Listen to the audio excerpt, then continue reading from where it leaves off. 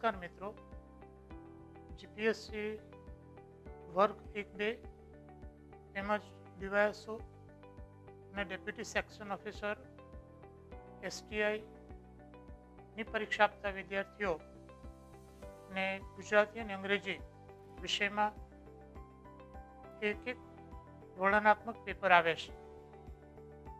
અગાઉ ગુજરાતી ડિસ્ક્રિપ્ટિવ અંગેનો મારો અગાઉ ગુજરાતી ડિસ્ક્રિપ્ટિવ અંગેનો મારો એક વિડીયો મૂક્યો હતો. વિદ્યાર્થીઓએ એના જ અનુસંધાનમાં અંગ્રેજી માટે માગણી કરી હતી. તો આજે તમારી સમક્ષ આ પરીક્ષા આપતા વિદ્યાર્થીઓને અંગ્રેજી વર્ણનાત્મક કઈ રીતે તૈયારી કરવી, કઈ સ્ટ્રેટેજી અપનાવવી, કઈ બાબતો ધ્યાનમાં રાખવી, મેક્સિમમ માર્ક્સ કઈ રીતે આવે, એની માહિતી આપતો વિડીયો આજે આપણે તમારી સમક્ષ રજૂ કરીએ છીએ. હવે સૌથી પહેલી મહત્વની બાબત તો એનો જે સિલેબસ છે એ સિલેબસને તમારે બરાબર સમજવાનો છે. સિલેબસ મેં અહીંયા બ્લેકબોર્ડ ઉપર લખ્યો છે. સૌથી પહેલાં આપણે સિલેબસ જોઈશું. તો સિલેબસમાં એસે રાઇટિંગ 20 માર્ક્સ છે. ફોર્મલ લેટર મોટેભાગે ઓફિશિયલ લેટર્સ હોય છે 10 માર્ક્સ છે. પ્રેસ રિલીઝ 10 માર્ક્સ છે. રિપોર્ટ રાઇટિંગ 15 માર્ક્સ છે. વિઝ્યુઅલ રાઇટિંગ 15 માર્ક્સ છે. ફોર્મલ સ્પીચીસ 15 માર્ક્સ છે. પ્રેસી રાઇટિંગ 15 માર્ક્સ છે.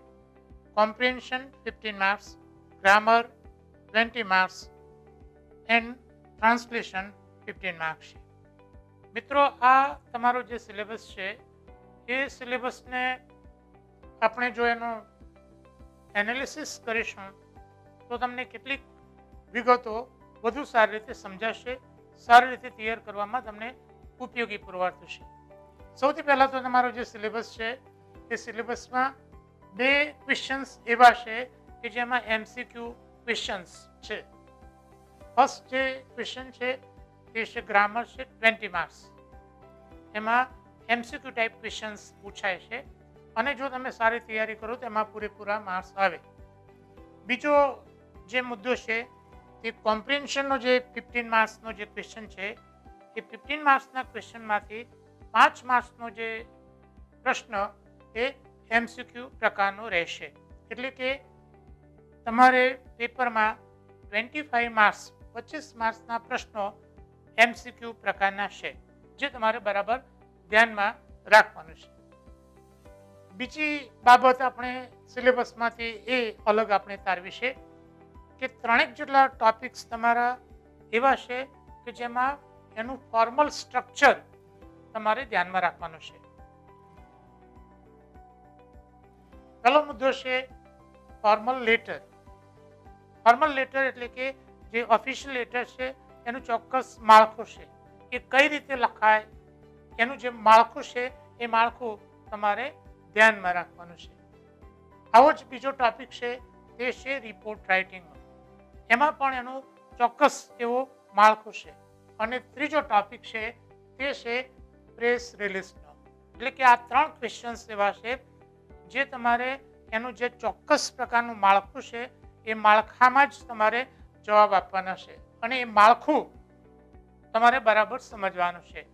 એ માળખાને જો તમે વળગી રહેશો તો તમારે વધારે માર્ક્સ આવશે અને એ જો માળખામાં તમે ભૂલો કરશો, બરાબર નહીં લખો તો તમારા માર્ક્સ કપાશે. એક સામાન્ય બાબત હું તમને ઉદાહરણ સાથે સમજાવું છું કે મોટેભાગે લેટર રાઇટિંગમાં વિદ્યાર્થીઓ જ્યારે લેટરમાં સરનામું લખતા હોય છે, અંદરનું સરનામું કે જેને તમે લેટર લખો છો ત્યાં, તો ઇનસાઇડ એડ્રેસમાં તમે ત્યાં આપણે લખીએ છીએ ટુ ધ મેનેજર, પછી જે એડ્રેસ હોય એવું આપણે લખીએ છીએ. મોટાભાગના વિદ્યાર્થીઓ આવું લખતા હોય છે. પણ મિત્રો, ધ્યાનમાં એ રાખો કે ઇનસાઇડ એડ્રેસમાં ક્યારે ટુ લખાતું નથી. મોટાભાગના લોકો ત્યાં ટુ લખે છે. ઘણા બધા પુસ્તકોમાં આવું ટુ લખેલું હોય છે, જે ખરેખર ખોટું છે. આ એક તો સામાન્ય મેં ઉદાહરણ આપ્યું છે, એના બધી જ બાબતો છે. ફોર્મલ લેટર લખો એટલે એ લેટરમાં તમારું સરનામું કઈ રીતે લખાય, એમાં કયા પંક્ચ્યુએશન્સ આવે, વિરામ ચિહ્નો આવે, અંદરનું સરનામું ઇનસાઇડ એડ્રેસ છે એ કઈ રીતે લખાય, કયો લેટર કેપિટલ આવે, કયું પંક્ચ્યુએશન આવે, એવી બધી જ રીતે તમારે રિપોર્ટ રાઇટિંગ અને પ્રેસ રિલીઝ છે એને તમારે ધ્યાનમાં રાખવાનો છે. એટલે કે આ 3 જે મુદ્દા એવા છે એમાં ફોર્મલ સ્ટ્રક્ચર તમારે ધ્યાનમાં રાખવાનું છે અને આ ફોર્મલ સ્ટ્રક્ચરના માર્ક્સ હોય છે. જો તમે તમારું ફોર્મલ સ્ટ્રક્ચર ખોટું લખશો તો એમાં તમારા માર્ક્સ જશે. એટલે આ મુદ્દો તમારે ધ્યાનમાં રાખવાનો છે. એનો અર્થ એવો નથી કે બીજા જે ક્વેશ્ચન છે એનું કોઈ સ્ટ્રક્ચર નથી, એનું પણ માળખું છે, સ્ટ્રક્ચર છે, પણ એ માળખું અહીંના જેવું બહુ ફિક્સ કે રિજિડ નથી. એમાં થોડીક છૂટછાટ આપણે લઈ શકીએ. એ મુદ્દો આપણે પછી જોઈશું. એટલે આ 3 ક્વેશ્ચન્સ એવા છે કે જેમાં તમારે ફોર્મલ સ્ટ્રક્ચર તમારે ધ્યાનમાં રાખવાનું છે. એક ત્રીજી બાબત તમારા સિલેબસનો એનાલિસિસ આપણે કરતા જોઈશું. તો એમાં 4 જેટલા ક્વેશ્ચન્સ એવા છે કે જેમાં સામગ્રી જે મેટર છે, જે રો મટીરિયલ છે એ તમારા ક્વેશ્ચન પેપરમાં જ આપેલું છે. દાખલા તરીકે જે વિઝ્યુઅલ રાઇટિંગ છે, જે તમને ચાર્ટ કે કોઈ ટેબલ્સ કે કોઠો આપ્યો છે એના ઉપર તમારે લખવાનું છે, તો એની કાચી સામગ્રી તમને એ પેપરમાં જ આપેલી હશે. એ જ પ્રમાણે પ્રેસી રાઇટિંગ, જે સાલ લેખનનો જે ફકરો છે એ ફકરો પણ તમને પેપરમાં જ આપેલો છે. તેવી રીતે કોમ્પ્રિહેન્શનનો જે ક્વેશ્ચન છે એ ક્વેશ્ચન પણ તમને પેપરમાં જ આપેલો છે. અને છેલ્લે ટ્રાન્સલેશનનો જે ક્વેશ્ચન છે એ ક્વેશ્ચનનું મેટર પણ તમને ત્યાં પેપરમાં જ આપેલો હશે. આ મુદ્દો મિત્રો તમે બરાબર સમજો, કારણ કે 60 માર્ક્સ 60 માર્ક્સનો જે મેટર છે એ મેટર તમારા પેપરમાં ઓલરેડી આપેલું છે. ઇમ્પોર્ટન્ટ થિંગ એ છે you have to understand it. તમારે એને બરાબર સમજવાનું છે અને સમજ્યા પછી એની નીચે જે અપેક્ષાઓ તમારી પાસેથી રાખવામાં આવી છે, સાલ લેખન છે કે પ્રશ્નોના જવાબ આપવાના છે કે ટ્રાન્સલેશન કરવાનું છે, એ તમારે કરવાનું છે. પણ ધ્યાનમાં રાખવાનો મુદ્દો એ છે કે જે 60 માર્ક્સનો જે મેટર છે એ મેટર એ તમારા ક્વેશ્ચન પેપરમાં આપેલું છે. અને આ જે પોર્શન છે એ પોર્શનમાં તમે થોડોક વધારે સમય આપીને સારી રીતે તૈયારી કરશો તો બીજા પોર્શન કરતાં અહીંયા તમે વધુ માર્ક્સ મેળવી શકશો. એટલે કે આ પોઈન્ટ તમારે ધ્યાનમાં રાખવાનું છે કે 60 માર્ક્સનું જે મેટર છે એ મેટર ક્વેશ્ચન પેપરમાં જ આપેલું છે. આ મુદ્દો તમારે ધ્યાનમાં રાખવાનો છે. છેલ્લે જે ને આપણે પ્યોર કોમ્પોઝિશન કહી શકાય એવા 2 મુદ્દા છે.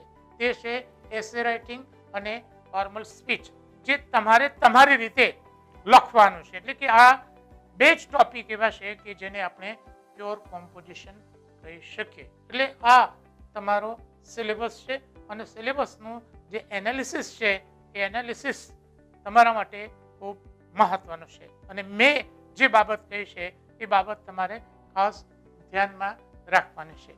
હવે પછી આપણે મુદ્દો એ થશે કે મેક્સિમમ માર્ક્સ કઈ રીતે મળે.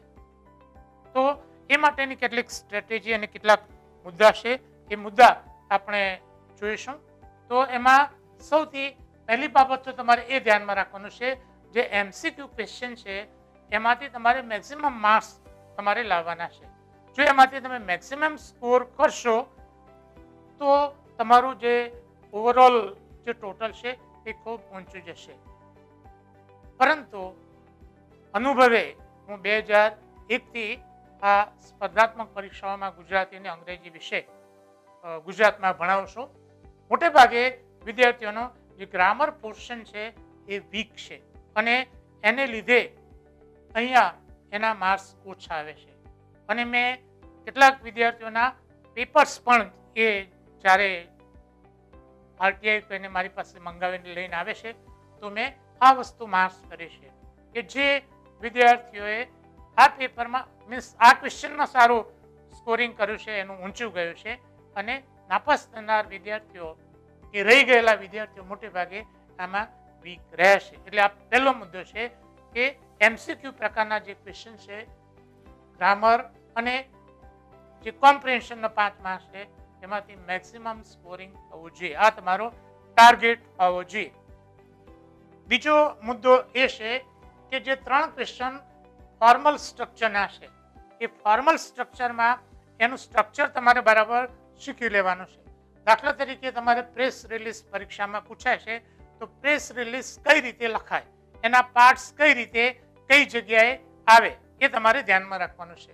ફોર્મલ લેટર લખો તો લેટરના ઘટકો કઈ જગ્યાએ કઈ રીતે લખાય, કયો પંક્ચ્યુએશન માર્ક્સ આવે, કયો લેટર કેપિટલ આવે, આ બધી જ બાબત તમારે ધ્યાનમાં રાખવાની રહેશે. જનરલી આ જે ક્વેશ્ચન છે એમાં લગભગ 20 માર્ક્સ જેટલા ફોર્મેટના માર્ક્સ મોટે ભાગે હોય છે. એટલે કે તમે લેટરનું ફોર્મેટ સાચું લખો તો 2 માર્ક્સ તો એના ફોર્મેટના હોય છે, પણ એકલું ફોર્મેટ લખીને બેસી રહો તો માર્ક્સ ના મળે, તમારે બીજું બધું લખવું પડે. એટલે આ મુદ્દો તમારે ધ્યાનમાં રાખવાનો છે કે આ 3 જે ક્વેશ્ચન છે એનું ફોર્મેટ તમને બરાબર આવડવું જોઈએ. એટલે 5-6 માર્ક્સ તો તમારે એના ફોર્મેટના ક્લિયર થઈ જશે. એના પછીનો ત્રીજો જે પોઈન્ટ એ છે કે જેમાં મેટર તમને પરીક્ષામાં આપેલું છે એવા ક્વેશ્ચન છે. દાખલા તરીકે વિઝ્યુઅલ રાઇટિંગ જે આપણે અગાઉ ચર્ચા કરી ગયા છે એમાંથી તમારે મેક્સિમમ સ્કોરિંગ એમાં કરવાનું છે.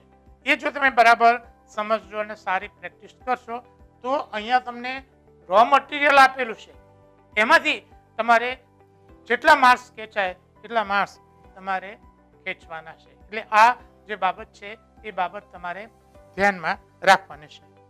હવે આખું જે પેપરનો જે મીન્સ કે જે નેચર છે એ ડિસ્ક્રિપ્ટિવ પ્રકારનો છે. તો ડિસ્ક્રિપ્ટિવ પેપરમાં કઈ બાબત ધ્યાનમાં રાખવાની છે તો એમાં મોટે ભાગે આપણા ગુજરાતના જે વિદ્યાર્થીઓ છે તે એની 2 મોટામાં મોટી મુશ્કેલી છે. પહેલી જે મુશ્કેલી છે તે છે સ્ટ્રક્ચર, સેન્ટેન્સ સ્ટ્રક્ચર્સ, જે વાક્ય રચનાઓ છે તે મોટે ભાગે વાક્ય રચનાની ભૂલો વિદ્યાર્થીઓના થતી હોય છે. તો તમારે ઇંગ્લિશની જે વાક્ય રચના છે એ વાક્ય રચના તમારે બરાબર ધ્યાનમાં રાખવાની છે. આ બાબત તમારે ખાસ ધ્યાનમાં રાખવાની છે. અને વાક્ય રચના તમે જ્યારે શીખો ત્યારે એક ખાસ મુદ્દો અહીંયા એ ધ્યાનમાં રાખવાનો છે કે તમે વર્ગ 3માં MCQ પ્રકારની જે તૈયારી કરો છો એના કરતાં જુદી રીતે તમારે વ્યાકરણ શીખવું પડશે. વર્ગ 3માં MCQ પ્રકારની તૈયારી એ અહીંયા તમને કામમાં નહીં આવે. દાખલા તરીકે વર્ગ 3માં તમને નીચે ઓપ્શન આપેલા હશે, પરંતુ અહીંયા તમે જે શીખ્યા છો એનો ઉપયોગ ડિસ્ક્રિપ્ટિવમાં કઈ રીતે કરવો એ મુદ્દો જો તમે આની સાથે નહીં શીખો તો તમને નહીં આવડે. બીજી ભાષામાં કહેવું હોય તો જે વ્યાકરણ શીખવાનો જે સ્ટ્રક્ચરલ મેથડ છે, મોટે ભાગે બધા ક્લાસીસમાં આ સ્ટ્રક્ચરલ મેથડ શીખવવામાં આવે છે. ક્લાસ 1-2 ની તૈયારી કરાવતા ક્લાસીસમાં પણ ક્લાસ 3 પ્રકારની તૈયારી વ્યાકરણની કરાવે છે, પણ એ ખોટું છે. અહીંયા તમારે ફંક્શનલ મેથડનો ઉપયોગ કરવો પડશે. ફંક્શનલ મેથડ એટલે હું તમને ઉદાહરણ સાથે સમજાવું. દાખલા તરીકે તમે ટેન્સ શીખો છો તો એ ટેન્સનો ઉપયોગ તમે નિબંધ લખવામાં કઈ રીતે કરશો એ જો આવડશે તો જ તમને ડિસ્ક્રિપ્ટિવ આવડશે, બાકી નહીં આવડે. હું તમને ઉદાહરણ સાથે સમજાવું. દાખલા તરીકે તમે પરફેક્ટ પ્રેઝન્ટ ટેન્સ પૂર્ણ વર્તમાન કાળ તમે શીખો છો. તમે એ શીખી ગયા છો કે પૂર્ણ થઈ ગયેલી ક્રિયા દર્શાવવા માટે પૂર્ણ વર્તમાન કાળ. આ વર્ગ 3 સ્ટ્રક્ચર લેવલ સુધી બરાબર છે, પણ જ્યારે ડિસ્ક્રિપ્ટિવમાં એનો ઉપયોગ આવે ત્યારે એનાથી વિશેષ તમારે શીખવું પડે. કઈ રીતે ઉપયોગી થાય તો હું તમને એનું ઉદાહરણ આપું કે પૂર્ણ વર્તમાન કાળ છે એ પૂર્ણ વર્તમાન કાળનો નિબંધમાં કઈ રીતે ઉપયોગ કરવો. તો તમે જ્યારે કોઈ પ્રોબ્લેમ વિશે નિબંધ લખતા હો તો એના પરિણામો છે એ પરિણામો દર્શાવવા માટે આપણે આનો ઉપયોગ કરવો પડે. દાખલા તરીકે તમે ગ્લોબલ વોર્મિંગ વિશે નિબંધ લખો છો તો ગ્લોબલ વોર્મિંગના લીધે શું થયું છે એનું વર્ણન કરવા માટે તમારે પૂર્ણ વર્તમાન કાળનો ઉપયોગ કરવો પડે. આ રીતે સાંકળશો તો જ તમને આવડશે, નહીતર નહીં આવડે. દાખલા તરીકે global warming has created number of problems. ઘણા બધા પ્રશ્નો ઉપસ્થિત થયા છે. It has created imbalance in nature. પ્રકૃતિમાં એણે અસમતુલા ઊભી કરી છે. આ બધા જ વાક્યો પૂર્ણ વર્તમાન કાળના છે. પણ તમારે આ શીખવું પડશે કે આ કાળનો ઉપયોગ આપણા ડિસ્ક્રિપ્ટિવમાં ક્યાં આવે. દાખલા તરીકે તમે શબ્દો વર્તમાન કાળ શીખો છો તો સાદા વર્તમાન કાળનો ઉપયોગ તમે અહીંયા વિઝ્યુઅલ રાઇટિંગમાં કરી શકો. દાખલા તરીકે this table presents the picture of economic growth of India. કે આ કોટો ભારતના આર્થિક વિકાસને દર્શાવે છે. એટલે આ મુદ્દો છે, આ સૌથી મહત્વનો મુદ્દો છે કે ડિસ્ક્રિપ્ટિવમાં જે ગ્રામરના મુદ્દા છે એ ગ્રામરના મુદ્દાને તમે કઈ રીતે ઉપયોગ કરી શકો. દાખલા તરીકે તમે મોડલ ઓક્સિલરીઝ શીખો છો, રાઈટ? તો મોડલ ઓક્સિલરીનો ઉપયોગ નિબંધમાં કઈ રીતે કરવો?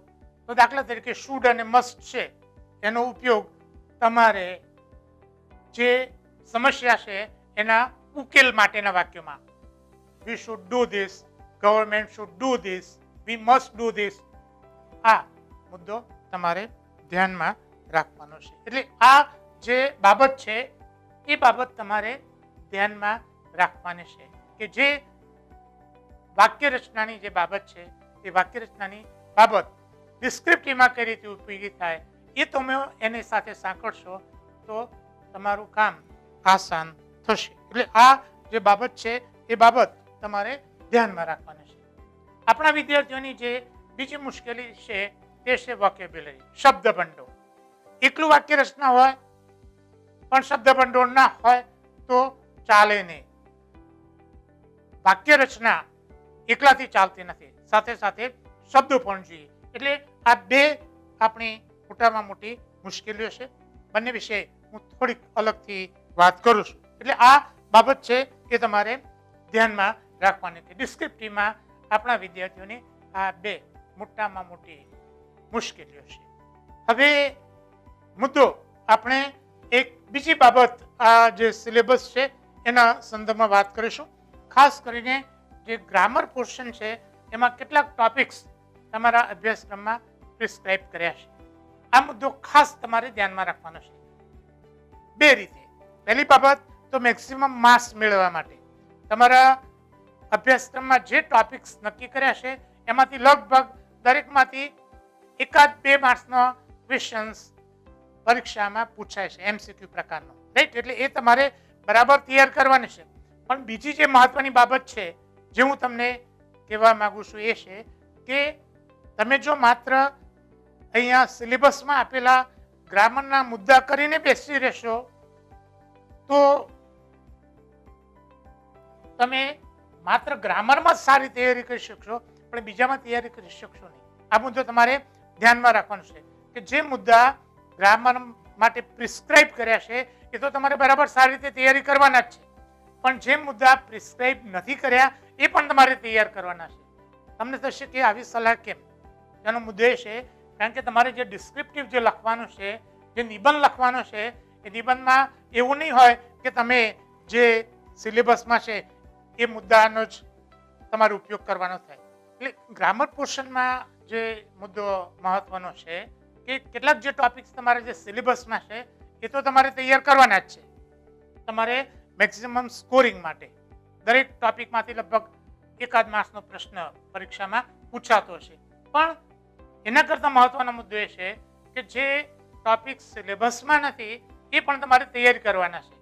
કારણ કે જે ટોપિક છે એ ટોપિક્સ તમારા જે પ્રિસ્ક્રાઇબ કર્યા છે અભ્યાસક્રમમાં એ ટોપિકમાં ધારો કે પ્રેસી રાઇટિંગ છે, સાર લેખનનો ફકરો છે. એ ફકરામાં એવું નહીં હોય કે તમારા સિલેબસમાં હોય એ ટોપિક પ્રકારના જ વાક્યો આવે અથવા એ જ પ્રકારની વાક્ય રચના આવે, બીજા પ્રકારની પણ વાક્ય રચના આવે. ટ્રાન્સલેશનમાં ગમે તે આવી શકે, રાઈટ? એટલે ડિસ્ક્રિપ્ટિવ પેપર તૈયાર કરવા માટે તમારા માટે કોમ્પ્રિહેન્સિવ ગ્રામર સૌથી મહત્વનો મુદ્દો છે. બધા જ મુદ્દા તમને આવડવા જોઈએ. જો ન આવડે તો તમે આમાં પૂરેપૂરું ના લખી શકો. એ મહત્વનો મુદ્દો છે. કારણ કે તમારા સિલેબસમાં ગ્રામરના જે મુદ્દા છે એ તો માત્ર લિમિટેડ મુદ્દા છે, એમાં બીજા કેટલાક મુદ્દા નથી. દાખલા તરીકે તમારા જે છે એમાં મોડલ ઓક્સિલરીઝ નથી, એમાં સબ્જેક્ટ વર્બ એગ્રીમેન્ટ નથી, પોઝિટિવ કન્સ્ટ્રક્શન નથી, અને એને લીધે તકલીફ થાય. દાખલા તરીકે આપણે મોટેભાગે વિદ્યાર્થીને આવા ક્વેશ્ચન્સ ના વાક્યો આપણે પૂછીએ તો એમાં જવાબ આવડે નહીં. વિદ્યાર્થી એમ જ કહે કે સાહેબ આ તો સિલેબસમાં નથી, અને મેન્ટાલિટી એ છે કે સિલેબસમાં નથી એટલે ભણવું નહીં. પણ અંગ્રેજી ડિસ્ક્રિપ્ટિવ પેપરમાં આ ચાલશે નહીં. આ મુદ્દો તમારે ધ્યાનમાં રાખવાનો છે.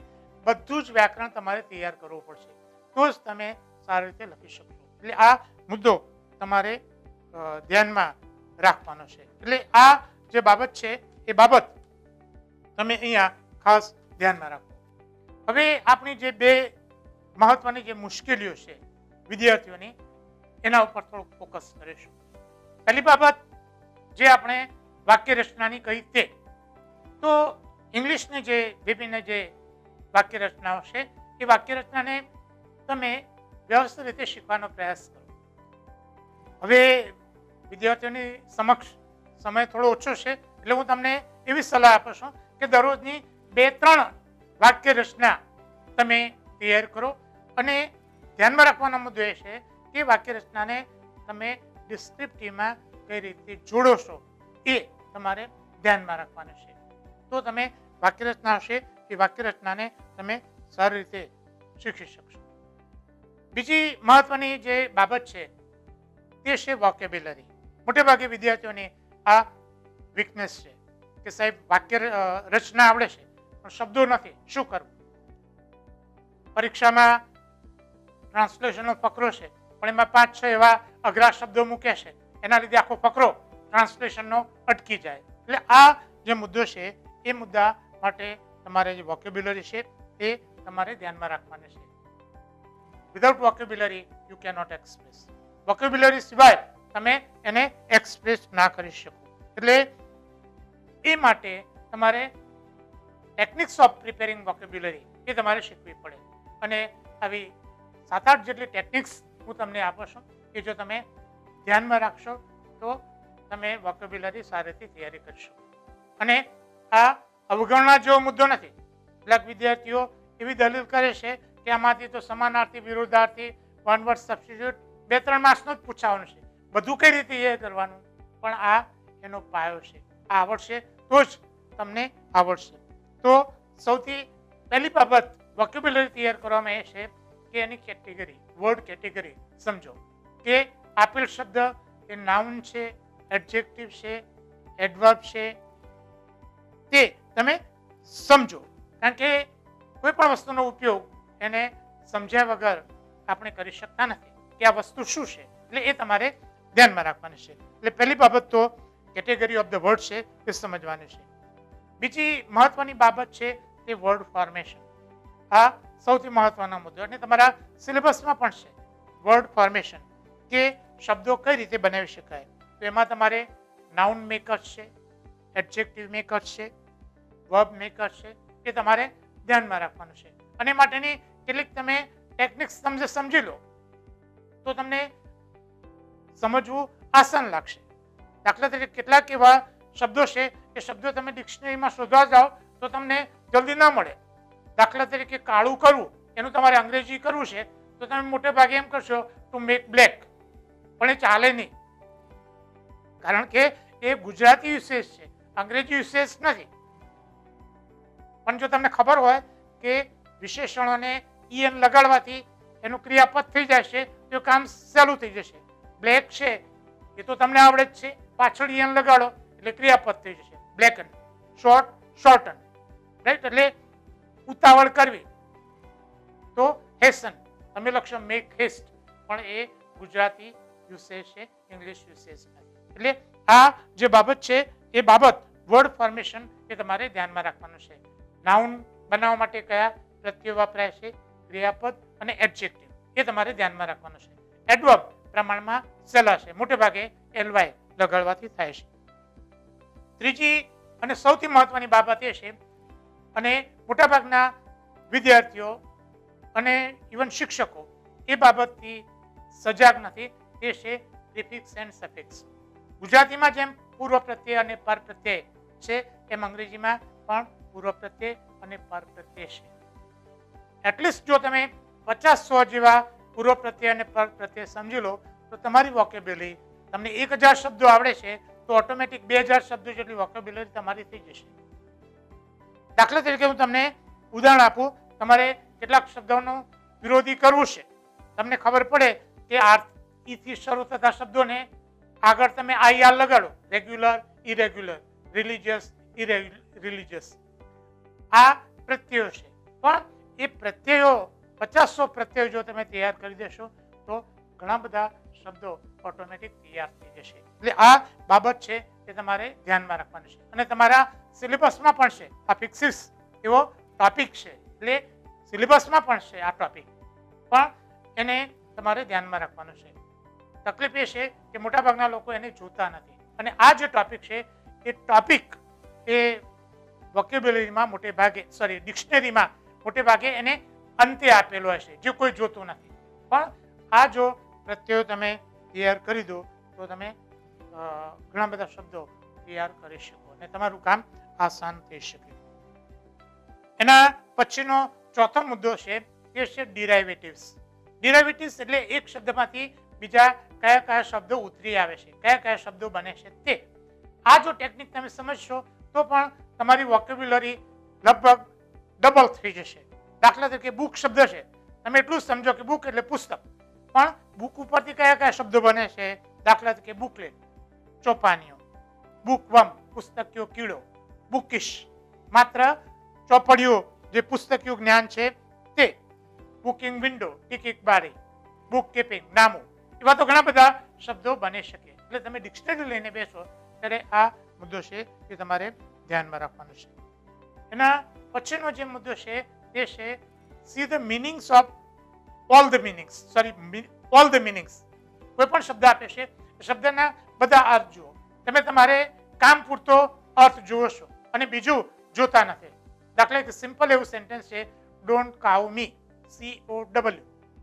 હવે આનું ગુજરાતી કરવાનું છે, પણ પ્રોબ્લેમ શું થશે કે તમે તો એમ કાઉનો અર્થ ગાય જ એટલું જ સમજો છો, પણ જો અંદર ક્રિયાપદ અંદર જોશો કે કાઉ એટલે ડરાવવું, એટલે કે જે શબ્દ છે શબ્દના બધા અર્થ છે એ જુઓ. એના પછીનો જે મુદ્દો અને સૌથી મહત્વનો મુદ્દો છે તમારા માટે, પરીક્ષામાં સારા માર્ક્સ મેળવવા માટે દરરોજના 10 જેટલા સમાનાર્થી, 10 જેટલા વિરોધાર્થી, 5 જેટલા વન વર્ડ સબસ્ટિટ્યુટ, 5 જેટલી એડમિનિસ્ટ્રેટિવ ગ્લોસરી, જે વ્યવસાયને લગતા ટર્મિનોલોજી છે, એડમિનિસ્ટ્રેશનને લગતી ટર્મિનોલોજી છે, અને 5 જેટલા સ્પેશિયલ વર્બ્સ દરરોજ તમે તૈયાર કરો, કારણ કે છેલ્લે તમને તકલીફ પડશે. એટલે આ જે બાબત છે એ બાબત તમે બરાબર ધ્યાનમાં રાખો. અને છેલ્લે સૌથી મહત્વનો મુદ્દો છે વોકેબ્યુલરી, તે છે એક્ટિવ યુઝ. જે શબ્દો તમે તૈયાર કરશો એનો ઉપયોગ નહીં કરો તો ભૂલી જશો. સૌથી મહત્વની બાબત એ છે વોકેબ્યુલરીનો કે એનો એક્ટિવ યુઝ થવો જોઈએ. જે છે એને તમે એના એક્ટિવ ઉપયોગમાં તમે ધ્યાનમાં રાખો. એટલે આ જે બાબત છે એ બાબત તમારે ધ્યાનમાં રાખવાની છે. આપણા વિદ્યાર્થીઓની બે જે મુશ્કેલીઓ છે, સ્ટ્રક્ચર અને વોકેબ્યુલરી વિશે મેં તમને આ મુદ્દો કહ્યો છે. હવે પછીનો જે મુદ્દો છે કે ડિસ્ક્રિપ્ટિવ રાઇટિંગમાં બીજી કઈ બાબતો ધ્યાનમાં રાખવી પડે. તો ડિસ્ક્રિપ્ટિવ રાઇટિંગમાં 5 જેટલા મુદ્દા તમારે ધ્યાનમાં રાખવાના છે. પહેલો મુદ્દો છે ફોર્મેટ, કે કોઈ પણ ટોપિક છે, ક્વેશ્ચન છે, એનો ચોક્કસ એવું માળખું હોય છે. લેટર રાઇટિંગ છે તો લેટરનું એનું ચોક્કસ માળખું છે. રિપોર્ટ રાઇટિંગ છે, પ્રેસ રિલીઝ છે, એનું ચોક્કસ માળખું છે. એ માળખાને આપણે વળગી રહેવાનું છે. હવે બીજો જે મહત્વનો મુદ્દો હું તમને એમ કહીશ કે એ સિવાયના જે બીજા ટોપિક છે એનું પણ ચોક્કસ માળખું છે.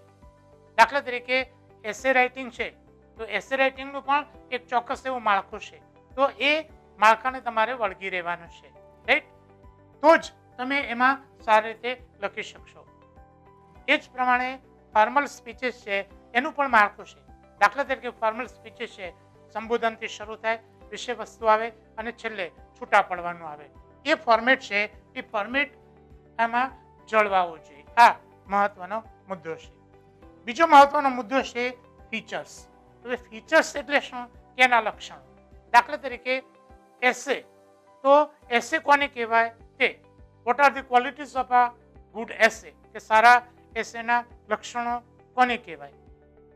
મોટાભાગના વિદ્યાર્થીઓની તકલીફ એ છે કે they are writing essay without knowing what is an essay. મોટાભાગના વિદ્યાર્થીઓ એસે કોને કહેવાય એ સમજ્યા વગર એસે લખે છે. એટલે સૌથી મહત્વનો મુદ્દો તો એ છે કે એના જેને આપણે અંતરંગ લક્ષણો, એના ઇન્ટરનલ જે ફીચર્સ છે એ ફીચર્સ તમારે ધ્યાનમાં રાખવાના છે. રિપોર્ટ એટલે શું, અહેવાલ એટલે શું, અહેવાલમાં કઈ કઈ બાબતો આવવી જોઈએ એ તમને ખ્યાલ હોવો જોઈએ. નિબંધ લખો તો નિબંધમાં પણ તમને ખબર પડવી જોઈએ કે what is an essay, what are the features of an essay. નિબંધના કયા લક્ષણો છે એ ધ્યાનમાં રાખો તો જ તમને ખ્યાલ આવે. નહીતર ઘણી વખતે નિબંધ છે એ તમને અહેવાલ જેવો લાગે અને અહેવાલ નિબંધ જેવો લાગે. એટલે આ બાબત છે એ તમારે ધ્યાનમાં રાખવાનું છે. થર્ડ ઇમ્પોર્ટન્ટ ફીચર છે એ કન્ટેન્ટ. કન્ટેન્ટ એટલે સબ્જેક્ટ મેટર. જે પૂછ્યું છે તે, જે વિષય છે એ વિષયને તમારે પૂરતો ન્યાય તમારે આપવો પડે. જે પૂછ્યું છે એને લગતા મુદ્દા તમારે લખવા પડે. દાખલા તરીકે તમે ફોર્મલ સ્પીચીસ છે એમાં કોઈના વિદાય સમારંભ વિશે ફોર્મલ સ્પીચ આપશો તો જે વ્યક્તિ છે એ વ્યક્તિની સંસ્થા સાથે સંકળાયેલી સેવાકીય પ્રવૃત્તિ, એણે જે કામ કર્યું છે તે, રાઈટ, એના લીધે પડવાની જે ખોટ છે તે, અને જે નિવૃત્ત જીવન છે એ નિવૃત્ત જીવન વિશેની શુભેચ્છા, આ મુદ્દા અંદર આવવા જોઈએ. That is called content. એટલે કે કન્ટેન્ટ ન હોય તો માર્ક્સ કપાય. ગ્લોબલ વોર્મિંગ વિશે એસે લખતા હોય તો ગ્લોબલ વોર્મિંગ એટલે શું, રાઈટ, એના કારણો કયા છે, કયા કારણસર થાય છે, એની શી ઇફેક્ટ થઈ છે અને વોટ આર ધ સ્ટેપ્સ, એને દૂર કરવા માટે શું કરવું જોઈએ એ અંદર આવવું જોઈએ. That is content. એટલે આ સૌથી મહત્વનો મુદ્દો છે. નેક્સ્ટ પોઈન્ટ છે તે છે એક્સપ્રેશન. એક્સપ્રેશન એટલે તમારી રજૂઆત. તમે કઈ રીતે રજૂઆત કરો છો તે. બે વિદ્યાર્થીઓ પરીક્ષામાં લખે છે, રાઈટ, બંનેનો લખાણમાં કોઈ લિંગ્વિસ્ટિક મિસ્ટેક્સ નથી, પણ એક વિદ્યાર્થીને વધુ માર્ક્સ મળે છે, બીજાને ઓછા મળે છે. એનું કારણ એની જે રજૂઆત છે, એક્સપ્રેશન છે તે, એ ભાષાકીય બાબત છે એમાં આ મુદ્દો આવે છે. એની થોડીક અલગથી હું વાત કરીશ. અને છેલ્લે છે correct usage. Whatever you write you must write correctly in terms of grammar, spelling and punctuation. વ્યાકરણ, શબ્દ ભંડોળ, મીન્સ સ્પેલિંગ અને પંક્ચ્યુએશન્સ, એને ધ્યાનમાં રાખીને તમે જે લખો છો એ સાચું હોવું જોઈએ, એમાં ભૂલો ન થવી જોઈએ.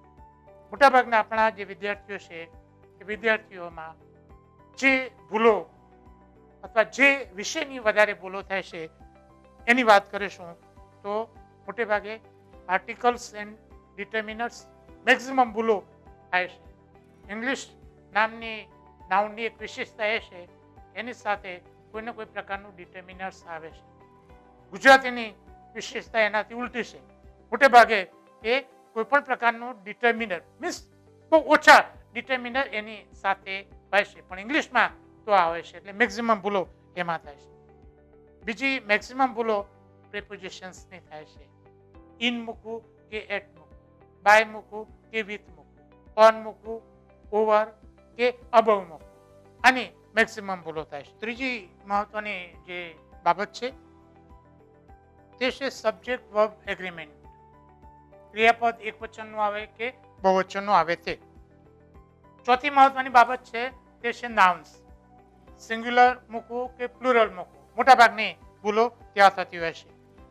એના પછીનો જે મુદ્દો છે તે છે મોડલ ઓક્સિલરીઝ. મે મૂકવું, કેન મૂકવું, માઇટ મૂકવું, એમાં પણ ઘણી ભૂલો થતી હોય છે. અને છેલ્લે સૌથી મહત્વનો જે મુદ્દો છે તે છે ટેન્સ સિક્વન્સ. વિદ્યાર્થીઓની મોટાભાગની ભૂલો આ મુદ્દાઓ માટે થતી હોય છે. એટલે એ બાબત છે, એ બાબત તમારે ધ્યાનમાં રાખવાની છે. હવે કેટલીક પ્રેક્ટિકલ એડવાઇસ કે આ પેપર તૈયાર કરવા માટે કઈ બાબતો ધ્યાનમાં રાખવાની છે એની વાત કરીશું. તો સૌથી પહેલી સલાહ મારી એ છે કે બી aware with contemporary incident, issues and problems. કે જે કરંટ ઇશ્યુઝ છે, પ્રોબ્લેમ છે, ઇન્સિડન્ટ છે, એનાથી વાકેફ રહેવું. તમને એમ થશે કે આ લેંગ્વેજના પેપરમાં આની શી જરૂર છે, પણ એ એટલા માટે મહત્વનું છે કે they can be a subject for essay, formal speech or report writing. કારણ કે ઘણીવાર પરીક્ષામાં તે નિબંધનો વિષય બની શકે, ફોર્મલ સ્પીચનો વિષય બની શકે કે રિપોર્ટ રાઇટિંગનો વિષય બની શકે. એટલે પ્રવર્તમાન જે પરિસ્થિતિ છે, ખાસ કરીને ઇન્સિડન્ટ, ઇશ્યુઝ એન્ડ પ્રોબ્લેમ છે, એનાથી વાકેફ તમારે રહેવાનું છે. એટલે આ મુદ્દો તમારે જરૂરી છે. બીજી મહત્વની બાબત છે કે વિભિન્ન સંસ્થાઓ દ્વારા કેટલાક ઇન્ડેક્સ કે રિપોર્ટ્સ બહાર પડતા હોય છે. તેનાથી પણ થોડુંક તમારે વાકેફ રહેવાનું છે, જેથી કરીને તમે તમારા એસેને તમે વધારે સારી રીતે એમાં પ્રેઝન્ટ કરી શકો, કોન્ક્રીટ વિગતો તમે એમાં મૂકી શકો. બીજી મહત્વની બાબત એ છે કે જે મેં અગાઉ કહ્યું છતાં ફરીથી રિપીટ કરું છું કે જે સ્ટ્રક્ચર તમે શીખો છો, વાક્ય રચના, એ વાક્ય રચનાને તમે ડિસ્ક્રિપ્ટિવની સાથે જોડો કે આ રચનાનો ઉપયોગ મારે નિબંધ લખવામાં કે પછી અહેવાલ લેખનમાં કે વિઝ્યુઅલ રાઇટિંગમાં કઈ જગ્યાએ મારે એનો ઉપયોગ કરવાનો છે તે એ તમારે ધ્યાનમાં રાખવાનું છે. ત્રીજી સૌથી મહત્વની એડવાઇસ એ છે યુઝ ટ્રાન્સલેશન મેથડ. ખાસ કરીને ગુજરાતના વિદ્યાર્થીઓ માટે આ સૌથી મહત્વનો મુદ્દો છે. દરરોજ તમે એકાદ ફકરાનું ટ્રાન્સલેશન કરો, ગુજરાતીનું અંગ્રેજી અને અંગ્રેજીનું ગુજરાતી. કેવા ફકરા પસંદ કરો જે તમે નિબંધ માટે તૈયાર કરવાના હોય તે. એસે તમે તૈયાર કર્યો છે તેનો એકાદ ફકરો છે એનું તમે ટ્રાન્સલેશન કરો, ગુજરાતીનું અંગ્રેજી, અંગ્રેજીનું ગુજરાતી. અથવા તો તમે કોઈ ફોર્મલ સ્પીચ તૈયાર કરી છે તો એનું તમે અનુવાદ કરો. અથવા તો પ્રેસી રાઇટિંગના ફકરા છે એ ફકરાનું તમે તૈયાર કરો. તમારું નસીબ હોય અને કદાચ એ જ ફકરો પરીક્ષામાં પૂછાઈ જાય. અથવા તો કોમ્પ્રિહેન્શનનો જે ફકરો છે એ ફકરાનું તમે ટ્રાન્સલેશન કરો. કારણ કે ટ્રાન્સલેશનનો ક્વેશ્ચન ગુજરાતી અને અંગ્રેજી બંને પેપરમાં પૂછાવાનો છે. એટલે આ ખૂબ મહત્વનું છે. એને તમે ટ્રાન્સલેશનના ક્વેશ્ચન માટે તો જુઓ જ, પણ સાથે સાથે નિબંધ પણ તમે એ રીતના તૈયાર કરી શકો. એટલે આ મુદ્દો છે એને તમારે ધ્યાનમાં રાખવાનો છે. ચોથી મહત્વની એડવાઇસ એ આપું છું કે તમે જે શીખો છો એને ગુજરાતીના ક્વેશ્ચન પેપર સાથે લિંક કરો. લિંક એટલે દાખલા તરીકે પહેલા ગુજરાતીમાં પ્રેસી રાઇટિંગ શીખો, પછી અંગ્રેજીમાં શીખવાનું ચાલુ કરો, અથવા તેનાથી ઉલટું કરો. આજે અંગ્રેજીમાં પ્રેસી રાઇટિંગ શીખ્યા પછી તમે ગુજરાતીમાં પ્રેસી રાઇટિંગ શીખો, તો એનાથી બંને ટોપિક, બંને વિષયના ટોપિક છે એનો એ જળવાઈ રહેશે. જો તમે બંને ટોપિકને આઇસોલેટ કરીને શીખશો એના કરતાં બંને ભાષાને એક સાથે લિંક કરીને જો શીખશો તો તમે વધારે સારી રીતે શીખી શકશો. એના પછીનો મુદ્દો છે કે પ્રિપેર સમ ઇમ્પોર્ટન્ટ કોટેશન્સ ઓર પ્રોવર્બ્સ. કેટલાક અગત્યના કોટેશન છે, કેટલાક સારા લેખકોના અવતરણો છે, કહેવતો છે કે કાવ્ય પંક્તિઓ છે. ઇંગ્લિશના પેપરમાં ખાસ કરીને ઇંગ્લિશની આપણે મોકલીશું તો એ તમારે તૈયાર કરવા જોઈએ. એટલીસ્ટ 50-100 જેવા આવા કોટેશન જો તમે તૈયાર કરો અને નિબંધમાં કે પછી જે ફોર્મલ સ્પીચ છે એમાં યોગ્ય સ્થાને જો તમે મૂકશો તો તમારી રજૂઆત ખૂબ અસરકારક બનશે. પછીની સલાહ એ છે કે પ્રિપેર એટલીસ્ટ 1 એસે એવરી વીક. અઠવાડિયાનો એક નિબંધ તૈયાર કરો. મહિનાના 4 જેટલા નિબંધ તૈયાર કરો. જે રેલેવન્ટ ટોપિક હોય એ ટોપિકનો નિબંધ તૈયાર કરો. છેલ્લે એકી સાથે નિબંધ તૈયાર કરવા જશો તો તમને મુશ્કેલી ઊભી થશે. એટલે અત્યારથી જ તમે એ પ્રકારે અઠવાડિયાનો એક નિબંધ તૈયાર કરો. પછીનો જે સૌથી મહત્વનો મુદ્દો છે કે જે તમે લખો છો એ લખાણ તમારું હોવું જોઈએ. ઓરિજિનાલિટી, મૌલિકતા. ડિસ્ક્રિપ્ટિવ પેપરમાં સૌથી વધુ માર્ક્સ મેળવવા માટેની જો કોઈ ગોલ્ડન એડવાઇસ હોય તો એ છે કે તમારું લખાણ બીજા કરતાં જુદું પડવું જોઈએ. કોપી ન હોવી જોઈએ. તમે કોઈ ક્લાસમાં જતા હોય અને ક્લાસના 40 વિદ્યાર્થીઓને એક સરખો એસે લખાતો હોય, અથવા તો કોઈ પુસ્તકમાંથી તૈયાર કરતા હોય અને 50-70 વિદ્યાર્થીઓ એક સરખું જ લખતા હોય તો ઓરિજિનાલિટી નથી. એમાં તમને માર્ક્સ ના મળે. તો ઓરિજિનાલિટી લાવવા માટે તમે તમારી ભાષામાં લખો. ભલે તમે કોઈ ક્લાસ કે કોઈ પુસ્તકનો આધાર લઈ શકો, પણ એમાં તમે તમારી જગ્યાએ ફેરફાર કરો. કોઈ જગ્યાએ વાક્ય રચના ચેન્જ કરો, કોઈ જગ્યાએ સમાનાર્થી શબ્દ ચેન્જ કરો, કોઈ જગ્યાએ તમને એમ લાગે કે આ કાઢી નાખવા જેવું છે તો કાઢી નાખો. તમને એમ લાગે કે આમાં કોઈ આ નવો ટોપિક ઉમેરવા જેવો છે તો ઉમેરો. But write in your own way. That is the most important thing. Marks મેળવવા માટે તમારે મૌલિક, ઓરિજિનલ છે એ ઓરિજિનલ તમારે લખવું પડે. પછીનો જે મુદ્દો છે ક્વોલિટીઝ ઓફ ગુડ રાઇટિંગ, કે સારું લખાણ કોને કહી શકાય કે જેમાં ક્લેરિટી હોય. Whatever you write you must write clearly. જે લખો એ સ્પષ્ટ હોય. કન્સાઇઝ મીન્સ બ્રીફ, શોર્ટમાં તમે લખો. કોહરન્સ મીન્સ લોજિકલ સિક્વન્સ, એક આઈડિયા અને બીજા આઈડિયા સાથે એને લિંક છે. કમ્પ્લીટનેસ, જે માગ્યું છે એ બધું જ તમે એમાં લખો. એ મહત્વનો મુદ્દો છે. બીજી જે બાબત છે તે છે પ્રેક્ટિસ. ડિસ્ક્રિપ્ટિવનું પેપર છે એટલે પ્રેક્ટિસ સૌથી મહત્વની બાબત છે. જેટલી તમે ડિસ્ક્રિપ્ટિવની પ્રેક્ટિસ કરશો એટલો તમને ફાયદો થશે. ખાસ કરીને પ્રીવિયસ પેપર છે, અગાઉના વર્ષના જે પેપરો છે એમાં ગ્રામર પોર્શન છે, જે પ્રેસી રાઇટિંગના ફકરા છે, કોમ્પ્રિહેન્શનના ફકરા છે, એ તમે ટ્રાન્સલેશનના ફકરા છે, એની જો પ્રેક્ટિસ કરશો તો તમને 100% ફાયદો થશે. એને ફકરા કે બેઠા પૂછાશે નહીં, પણ તમને એક પ્રકારની ટ્રેનિંગ ચોક્કસ તમને મળશે. ઘણી વખતે વિદ્યાર્થીઓ સવાલ કરતા હોય છે કે વાક્યો કેટલા લાંબા લખવા જીપીએસસીમાં. મિત્રો, વાક્યો લાંબા લખવા એ મહત્વની બાબત નથી, પણ સાચા લખવા એ મહત્વની બાબત છે. કે sentences with average length, not too short, not too long. આ મુદ્દો ધ્યાનમાં રાખો. કેટલાક વિદ્યાર્થીઓ એવું ઈચ્છે છે કે આ ક્લાસ 1-2ની પરીક્ષા છે એટલે વાક્ય ખૂબ લાંબા હોવા જોઈએ. એવું નથી. મોડરેટ લેન્થ પ્રમાણસરના વાક્યો છે એ વાક્યો તમે લખો, પણ સાચા લખો. એ મહત્વની બાબત છે. હવે છેલ્લે તમને એ થશે કે આ માટેનું મેટર શું વાંચવું.